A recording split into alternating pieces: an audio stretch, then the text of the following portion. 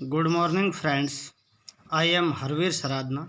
Welcome to my YouTube channel संज्ञान प्रतियोगी संस्थान। संज्ञान प्रतियोगी संस्थान के YouTube चैनल पर आपको रेगुलर करंट अफेयर्स मिलती है। करंट अफेयर्स के साथ साथ आपको कंप्यूटर की क्लास, राजस्थान जीके की क्लास और आपको मैथमेटिक्स की क्लास भी मिल रही है। तो देखिए दोस्तों, आज हम बात करते हैं 31 मई व 1 जून के करंट अफेयर्स की। तो देखिए, पहला क्वेश्चन, हाल ही में आर षणमुखम का निधन हो गया, वह क्या थे?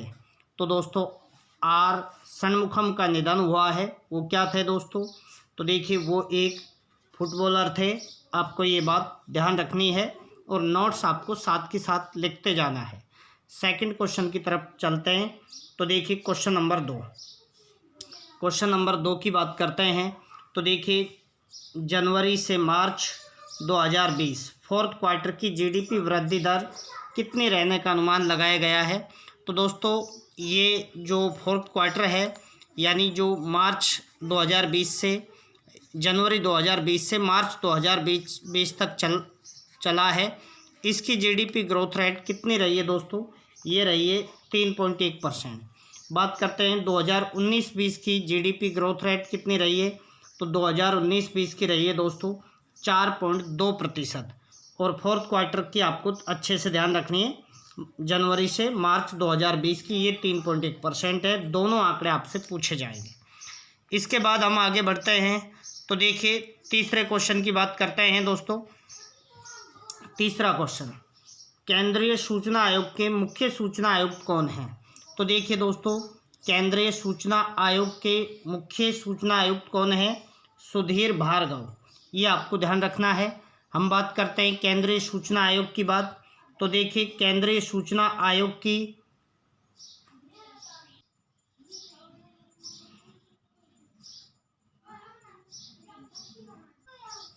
तो दोस्तों, केंद्रीय सूचना आयोग की स्थापना कब हुई थी? तो देखिए, आरटीआई एक्ट आया था, राइट टू इंफॉर्मेशन, यानी सूचना का अधिकार अधिनियम 2005 के तहत केंद्रीय सूचना आयोग की क्या की गई थी दोस्तों? स्थापना की गई थी। ये आपको ध्यान रखना है। हम थोड़ा सा देख लेते हैं दोस्तों। तो देखिए, बाकी भी आप देख लीजिए। आशुतोष शर्मा कौन है दोस्तों? आशुतोष शर्मा वर्तमान में राजस्थान सूचना आयुक्त हैं, मुख्य सूचना आयुक्त। प्रेम सिंह मेहरा कौन है? राजस्थान के मुख्य निर्वाचन आयुक्त हैं। और सुनील अरोड़ा कौन है दोस्तों? सुनील अरोड़ा हैं भारत का निर्वाचन आयोग है, उसके अध्यक्ष हैं। आगे हम थोड़ा इसको देख लेते हैं। तो देखिए, सूचना आयोग की स्थापना कब की गई थी दोस्तों? आरटीआई एक्ट 2005 के तहत। और सूचना आयोग का कार्यकाल 5 वर्ष से घटाकर 3 वर्ष कर दिया गया है। ये भी आपको पता होना चाहिए। नेक्स्ट क्वेश्चन की बात करते हैं, क्वेश्चन नंबर 4। तो देखिए, क्वेश्चन नंबर 4, हाल ही में रोजगार सेतु योजना के तहत कौशल श्रमिकों को रोजगार दिया जाएगा। ये योजना कौन से राज्य सरकार के द्वारा लॉन्च की गई है? तो दोस्तों, ये जो रोजगार सेतु योजना है, ये मध्य प्रदेश के द्वारा लॉन्च की गई है। बात करते हैं मध्य प्रदेश की। तो मध्य प्रदेश के अभी सीएम कौन है दोस्तों? मध्य प्रदेश के सीएम हैं शिवराज सिंह चौहान। राज्यपाल कौन है दोस्तों? राज्यपाल हैं लालजी टंडन। कैपिटल आप जानते ही हो, भोपाल है दोस्तों। और यहाँ देश में सर्वाधिक राष्ट्रीय उद्यान भी हैं, आपको ये बात भी पता होना चाहिए। फेमस जो टाइगर रिजर्व है यहाँ का, और जो राष्ट्रीय उद्यान है वो पेंच टाइगर रिजर्व या राष्ट्रीय उद्यान है दोस्तों। ये भी आपको ध्यान रखना है। तो देखिए, हम आगे बात करते हैं दोस्तों, क्वेश्चन नंबर 5। तो देखिए, telecom regulation authority of India try के अनुसार कितने अंकों का मोबाइल नंबर जारी किया जाएगा? तो दोस्तों, अभी हुआ क्या है, अभी जो 10 डिजिट का जो एक्ट आया था, ये 2003 में आया था दोस्तों। 2003 से 10 नंबर के मोबाइल नंबर जारी किए जा रहे थे, जो अब तक चल रहे हैं। आपके हमारे सबके अभी तक 10 नंबर के ही मोबाइल नंबर हैं, 10 अंक वाले दोस्तों। अभी क्या किया जा रहा है कि ये स्कीम है जो 2033 तक चलने वाली थी, लेकिन अभी क्या हुआ है, भारत में जो मोबाइल के उपभोक्ता हैं वो ज़्यादा बढ़ गए हैं। इस वजह से क्या हुआ है दोस्तों, अब 11 अंक का, कितने अंक का, 11 अंक का मोबाइल डिजिट लाने की बात कही जा रही है। तो ये देखते हैं कब तक 11 अंकों के डिजिट आएंगे। तो देखिए इसके बारे में थोड़ा देख लीजिए। टेलीकॉम अथॉरिटी ऑफ इंडिया की स्थापना 1997 में हुई थी दोस्तों। इसके अध्यक्ष हैं राम सेवक शर्मा और हेडक्वार्टर है दोस्तों नई दिल्ली। थोड़ा देख लेते हैं। तो देखिए भारतीय दूरसंचार नियामक प्राधिकरण यानी try, telecom regulatory authority of India ने देश में नवीन राष्ट्र नंबरिंग परियोजना शीघ्र लागू करने की सिफारिश की है। यानी वो जो 11 नंबर के जो मोबाइल नंबर आएंगे दोस्तों, उसके लिए किसने सिफारिश की है, अभी ये ट्राई ने की है। क्योंकि विशिष्ट पहचान यानी जो यूनिक आइडेंटिफिकेशन है वो प्रदान किया जा सकते हैं, मैचिंग नहीं कर पाए, क्रॉस मैचिंग नहीं कर पाए मोबाइल नंबर किसी के। तो देखिए आगे हम बात करते हैं, क्वेश्चन नंबर 6 की तरफ चलते हैं। तो देखिए क्वेश्चन नंबर 6, हाल ही में राष्ट्रीय मानवाधिकार आयोग ने कौन से राज्यों को ट्रेन के देरी से चलने के कारण मृत्यु के लिए नोटिस जारी किया है। दोस्तों हुआ क्या है कि जो प्रवासी मजदूर हैं वो अपने घरेलू राज्यों में लौट रहे हैं, दूसरे राज्यों में काम नहीं मिलने के कारण, क्योंकि कोविड-19 के कारण राष्ट्रव्यापी लॉकडाउन चल ही रहा है, आप सभी को पता है। तो इसके कारण क्या हो रहा है दोस्तों, वो अपने घरेलू राज्यों की तरफ जा रहे हैं और वहाँ पर क्या है, वो भूखे प्यासे बैठे रहते हैं। ट्रेन बहुत देरी से आ रही है, इस कारण से काफ़ी लोगों की क्या हो गई दोस्तों, मौत भी हो गई। और इसी वजह से क्या किया गया दोस्तों, राष्ट्रीय मानवाधिकार आयोग ने नोटिस जारी किया है। तो वो कौन कौन से राज्यों को नोटिस जारी किया है, तो देखिए आपको ऑप्शन बी राइट आंसर होगा, यानी गुजरात और बिहार। गुजरात की बात करते हैं दोस्तों, तो आप गुजरात के सीएम आपको पता ही है विजय रूपाणी हैं, और दोस्तों बिहार के सीएम नीतीश कुमार हैं, ये बात भी आपको पता होना ज़रूरी है। तो देखिए आगे हम थोड़ा देख लेते हैं। तो देखिए राष्ट्रीय मानवाधिकार आयोग ने किस किस को, बिहार और गुजरात को नोटिस जारी किया है। राष्ट्रीय मानवाधिकार आयोग की स्थापना कब हुई थी दोस्तों, गठन कब हुआ था, 12 अक्टूबर 1993 में। और दोस्तों इसके जो अध्यक्ष होते हैं जो सुप्रीम कोर्ट के रिटायर्ड मुख्य न्यायाधीश होते हैं वो होते हैं दोस्तों। लेकिन अभी चेंज कर दिया गया है, अब इसमें सुप्रीम कोर्ट के अन्य न्यायाधीश भी अध्यक्ष बन सकते हैं। लेकिन वर्तमान में अध्यक्ष कौन है दोस्तों, वर्तमान में अध्यक्ष हैं HL दत्तू, ये आपको ध्यान रखना है। और इसका हेडक्वार्टर कौन से जगह है दोस्तों, हेडक्वार्टर है नई दिल्ली, तो ये भी आपको ध्यान रखना है। इसके बाद हम नेक्स्ट क्वेश्चन की तरफ चलते हैं। तो देखिए क्वेश्चन नंबर 7, क्वेश्चन नंबर 7 की हम बात करते हैं दोस्तों। तो देखिए हाल ही में ADB ने महाराष्ट्र को सड़क परियोजनाओं के लिए कितने मिलियन डॉलर के ऋण की मंजूरी दी है। तो दोस्तों ADB क्या है, यहाँ पर ADB है एशियन डेवलपमेंट बैंक, ठीक है। तो इसने महाराष्ट्र में सड़क परियोजनाओं, सड़कों से संबंधित कई परियोजनाएं चलाई जा रही हैं, उनको लेकर के कितने मिलियन डॉलर के ऋण की मंजूरी दी है। तो दोस्तों आपका राइट आंसर यहाँ पर होगा option C, option C 177 million dollar. तो ये भी आपको ध्यान रखना है। इसके बाद हम नेक्स्ट क्वेश्चन पर चलते हैं। और महाराष्ट्र के बारे में तो आप जानते ही हो दोस्तों, यहाँ के CM कौन है, उद्धव ठाकरे, और भगत सिंह कोश्यारी जी कौन है, गवर्नर हैं। कैपिटल मुंबई है, जिसे क्या कहते हैं, भारत की आर्थिक राजधानी भी कहते हैं। और यहाँ का नृत्य दोस्तों लावणी है, ये भी काफ़ी फेमस है। नेक्स्ट क्वेश्चन पर चलते हैं। तो क्वेश्चन नंबर 8, क्वेश्चन नंबर 8 की बात करते हैं दोस्तों। तो देखिए विश्व पाचन दिवस कब मनाया जाता है, विश्व पाचन स्वास्थ्य दिवस। दोस्तों विश्व स्वास्थ्य दिवस तो 7 अप्रैल को मनाया जाता है, क्योंकि 7 अप्रैल 1948 को WHO का स्थापना हुई थी। और WHO का हेडक्वार्टर कहाँ पर है दोस्तों, जेनेवा में है, स्विट्जरलैंड में। लेकिन विश्व पाचन स्वास्थ्य दिवस की बात हो रही है यहाँ पर, तो ये कब मनाया जाता है दोस्तों, ये हर वर्ष मनाया जाता है 29 मई को, विश्व पाचन स्वास्थ्य दिवस, ठीक है। थोड़ा देख लेते हैं दोस्तों इसके बारे में। तो देखिए विश्व स्वास्थ्य जो पाचन दिवस है ये 29 मई को मनाया जाता है और इसको विश्व गैस्ट्रोएंट्रोलॉजी संगठन द्वारा मनाया जाता है। और इस वर्ष की थीम क्या रखी गई है दोस्तों? इस वर्ष की थीम रखी गई है gut microbiome a global prospective. Gut microbiome a global prospective. ठीक है, नेक्स्ट क्वेश्चन पर चलते हैं। तो देखिए क्वेश्चन नंबर 9 की बात करते हैं दोस्तों। तो देखिए कोविड-19 को लेकर ऑपरेशन वार्प स्पीड किस देश के द्वारा चलाया गया है? दोस्तों कोविड-19 के लिए जो चिकित्सीय जो वैक्सीन है, ये सारी चीज़ें उपलब्ध करवाने के लिए, इन पर रिसर्च करने के लिए कौन से देश ने हाल ही में ऑपरेशन वार्प स्पीड शुरू किया है दोस्तों?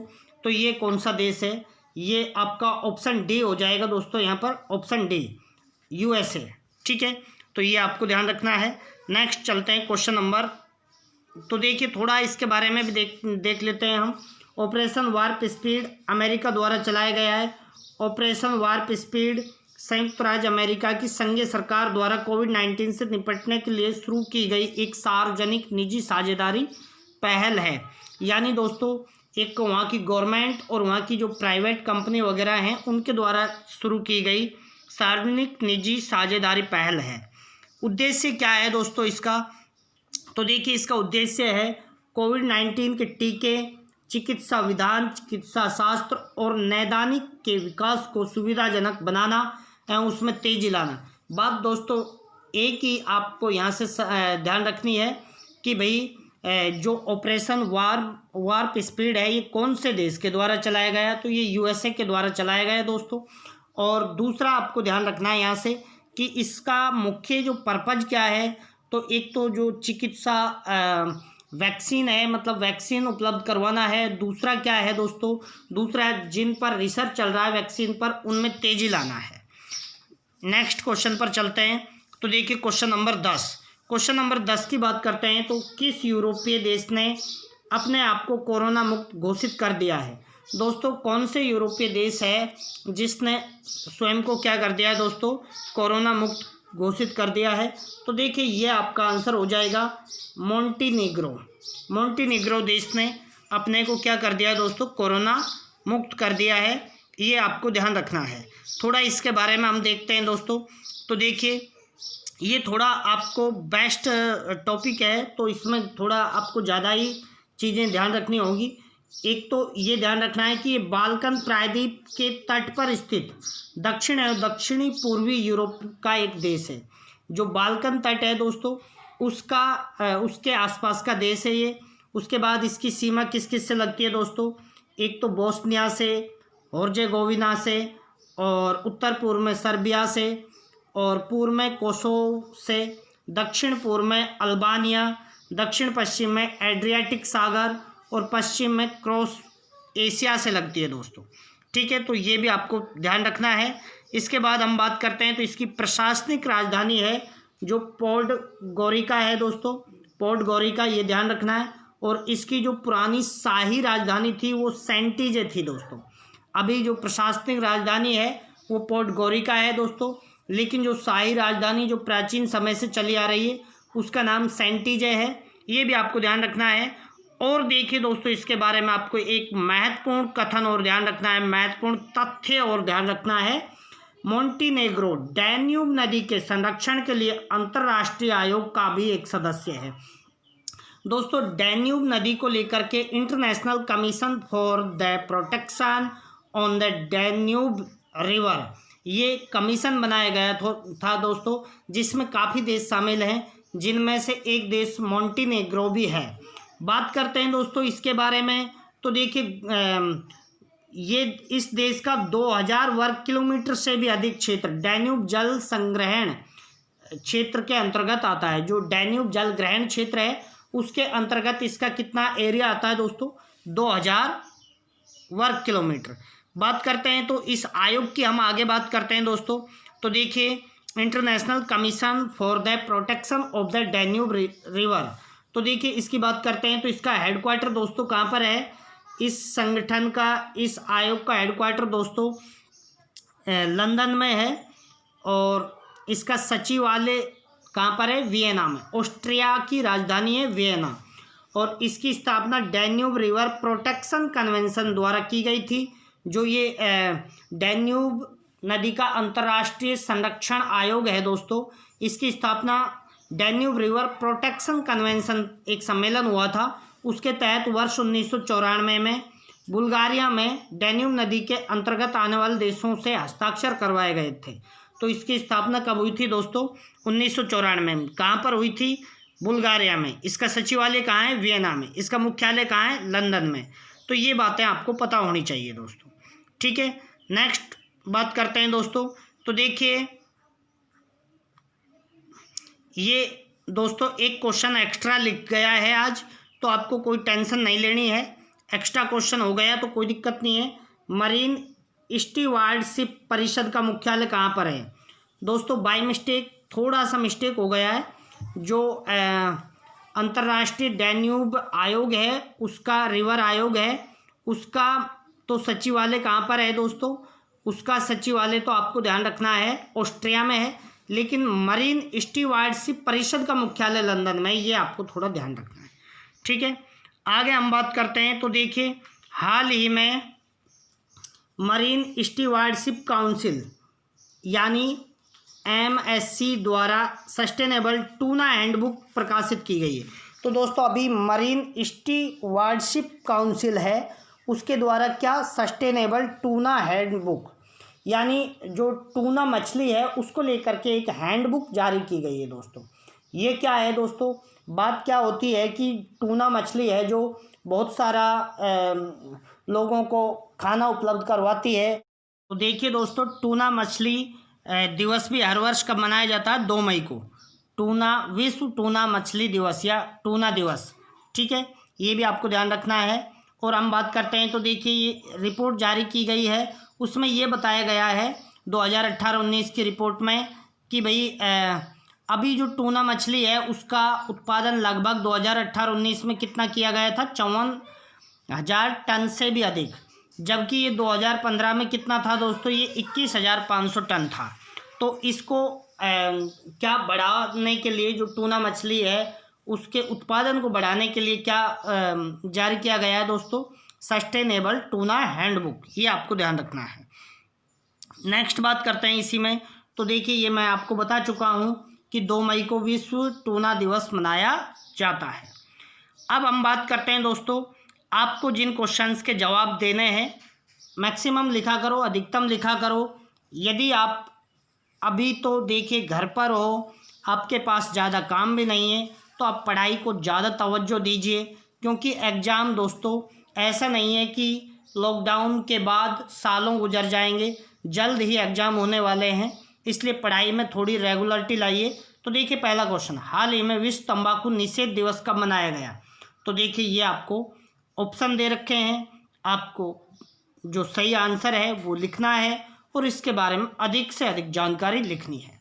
इसके बाद दोस्तों बड़ा क्वेश्चन जो यूपीएससी लेवल का है वो देख लीजिए। स्पेस एक्स का स्टारशिप SN फॉर प्रोटोटाइप क्या है दोस्तों? ये प्रोटोटाइप 150 शब्दों में आपको आंसर लिखना है। इसके बाद हम बात करते हैं।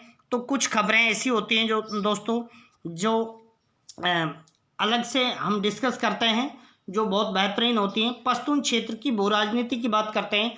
तो देखिए पश्तून क्षेत्र दोस्तों एक्चुअल में पश्तून जो जनजाति है, पश्तून जाति है जो अफ़गानिस्तान की, उसको लेकर के बात की गई है।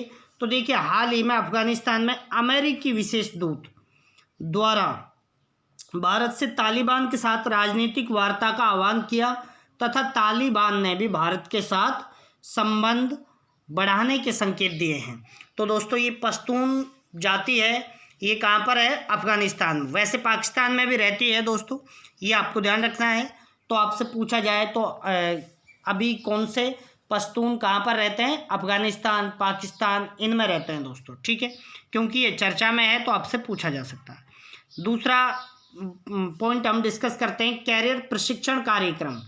कैरियर प्रशिक्षण कार्यक्रम, तो देखिए हम बात करते हैं कैरियर प्रशिक्षण कार्यक्रम की। तो देखिए नेशनल कैरियर सर्विस और टाटा कंसल्टेंसी सर्विसेज की संयुक्त पहल से नौकरी के इच्छुक उम्मीदवारों के लिए निःशुल्क ऑनलाइन कैरियर प्रशिक्षण कार्यक्रम शुरू किया गया है। दोस्तों ये क्या किया गया है कि इससे करीब जो देश के 1000 जो रोजगार पोर्टल हैं उनको भी इस योजना से जोड़ दिया गया है, इस कार्यक्रम से जोड़ दिया गया है। और ये नेशनल कैरियर सर्विस और टाटा कंसल्टेंसी द्वारा जारी किया गया है। इसके तहत वो लोग रजिस्ट्रेशन करवा सकते हैं जो लोग रोजगार के इच्छुक हैं, तो ये आपको ध्यान रखना है। इसके बाद हम बात करते हैं, तो देखिए थोड़ा सा और देखते हैं इसके बारे में। तो देखिए 20 जुलाई 2015 को नेशनल कैरियर सर्विस की शुरुआत की गई थी। तो आपसे पूछा जाए नेशनल कैरियर सर्विस की शुरुआत कब की गई थी, तो ये 20 जुलाई 2015 को की गई थी दोस्तों।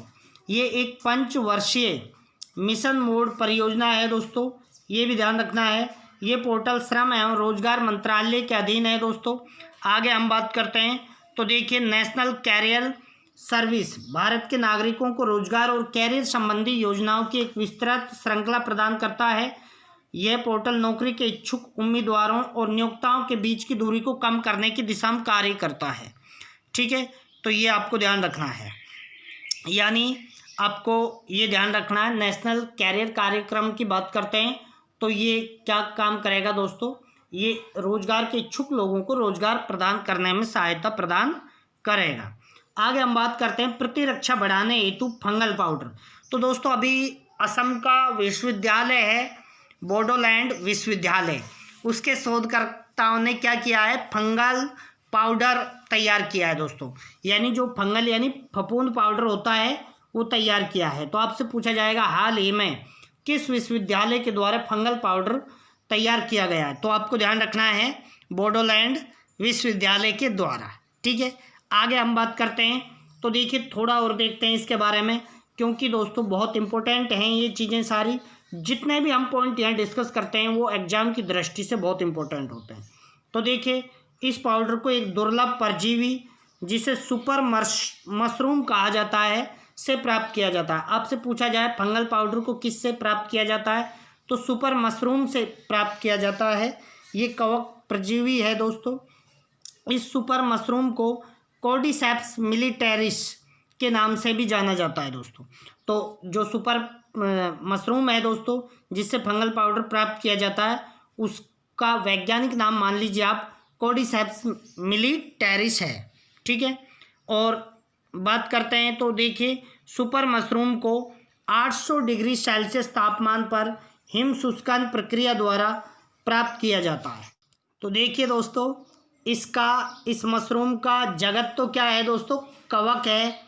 संघ क्या है दोस्तों, एस्कोमाइकोटा है। वर्ग कौन से वर्ग में आता है ये दोस्तों, ये आता है सोडिया रोमाइसेस में आता है। और गण में कौन से में है, ये हाइपोक्रिल्स में है। और कुल कौन सा है इसका, कॉर्डियोसिपिटेसिया है, कॉर्डियोसिपिटेसिया। तो ये बातें भी आपको ध्यान रखनी पड़ेंगी। आगे हम बात करते हैं अजीत जोगी। तो दोस्तों अजीत जोगी की हम बात करते हैं, तो ये छत्तीसगढ़ के पहले मुख्यमंत्री थे अजीत कुमार जोगी। इनका भी हाल ही में 74 वर्ष की आयु में क्या हो गया दोस्तों, निधन हो गया। तो अजीत जोगी के बारे में आपको ये बात ध्यान रखनी है। कहाँ के थे ये, छत्तीसगढ़ के। नेक्स्ट बात करते हैं मिसाइल पार्क। तो देखिए इसके बारे में भी आपको ज़्यादा नहीं, यदि ज़्यादा पढ़ना है तो आप पूरा पढ़ सकते हो, बाकी थोड़ा जान लीजिए। 28 मई 2020 को INS कलिंग में अग्निप्रस्थ नामक एक मिसाइल पार्क की आधारशिला रखी गई है। आपसे पूछा जाएगा मिसाइल पार्क अग्निप्रस्थ की स्थापना कहाँ पर की गई है या कहाँ पर आधारशिला रखी गई है, तो दोस्तों ये आपको ध्यान रखना है। कहाँ पर की गई है, ओडिशा में, कलिंग में। ठीक है, ओडिशा की डिस्ट्रिक्ट है कलिंग, वहाँ पर ये की गई है। तो ये आप थोड़ा ध्यान रखोगे। इसके बाद देखिए पूरा हम पढ़ लेते हैं एक बार, बाकी आपको याद तो उतना ही रखना है। यदि UPSC वगैरह कोई बड़े एग्जाम आप देते हो तो पूरा ध्यान रखिए। अग्निप्रस्थ मिसाइल पार्क का उद्देश्य 1981 से लेकर अब तक INS कलिंग के मिसाइल इतिहास की झलक दिखाना है। जो कलिंग का मिसाइल इतिहास है 1981 से लेकर अब तक का, उसकी झलक दिखाना है दोस्तों। उसमें सारी मिसाइल्स वगैरह वो सब इसमें दिखाई जाएंगी इस पार्क में, ठीक है। और आगे हम बात करते हैं, इस मिसाइल पार्क की स्थापना मिसाइलों और ग्राउंड सपोर्ट इक्विपमेंट की प्रतिकृति के साथ की गई है, जो यूनिट द्वारा संचालित की जा रही हैं, मिसाइलों के विकास को प्रदर्शित करते हैं। इन प्रदर्शनियों को स्क्रैप या अप्रचलित इन्वेंट्री से बनाया गया है, जिन्हें आंतरिक रूप से पुनर्निर्मित किया जा रहा है। इस पार्क का मुख्य आकर्षण P-70, कौन सा दोस्तों, P-70 एमेटिस्ट है, यानी P-70 एमेटिस्ट जो मिसाइल है वो भी इसका क्या है, मुख्य आकर्षण रहेगा। और बाकी सारी मिसाइलों के भी यहाँ पर मिसाइल्स बनाई जाएंगी, यहाँ पर रखी जाएंगी दोस्तों, ठीक है। जिसे ये एक एंटीशिप मिसाइल है जिसे पानी के नीचे लॉन्च किया जाता है, जो वर्ष 1988 से 91 के दौरान भारतीय नौसेना में सेवारत था। ये मिसाइल पार्क मिसाइलों और मिसाइल प्रौद्योगिकी में रुचि रखने वाले लोगों के लिए आकर्षण का एक प्रमुख केंद्र होगा। तो मिसाइल पार्क कहाँ, ओडिशा के कलिंग में बनाया गया है। नेक्स्ट बात करते हैं, तो देखिए गोवा स्थापना दिवस। तो दोस्तों अभी हाल ही में गोवा स्थापना दिवस 30 मई को मनाया गया दोस्तों, और भारत के प्रधानमंत्री नरेंद्र मोदी जी ने भी गोवा स्थापना दिवस पर क्या दी थी दोस्तों, बधाई दी थी लोगों को। और हम बात करते हैं तो गोवा 30 मई 1987 को पूर्ण राज्य बना था, लेकिन गोवा पुर्तगालियों से मुक्त कब हुआ था, 19 दिसंबर 1961 को। इसलिए गोवा मुक्ति दिवस 19 दिसंबर को मनाया जाता है, ये भी आपको ध्यान रखना है। गोवा मुक्ति दिवस कब मनाया जाता है दोस्तों, 19 दिसंबर को, ये भी आपको थोड़ा ध्यान रखना है। आगे हम थोड़ा देख लेते हैं, तो गोवा के अभी सीएम कौन है दोस्तों, गोवा के सीएम है प्रमोद कुमार सावंत हैं, और यहाँ के गवर्नर कौन है दोस्तों, सत्यपाल मलिक हैं, और कैपिटल यहाँ की पणजी है। ये बातें भी आपको ध्यान रखनी है। तो देखिए दोस्तों, ये था आज का करंट अफेयर्स।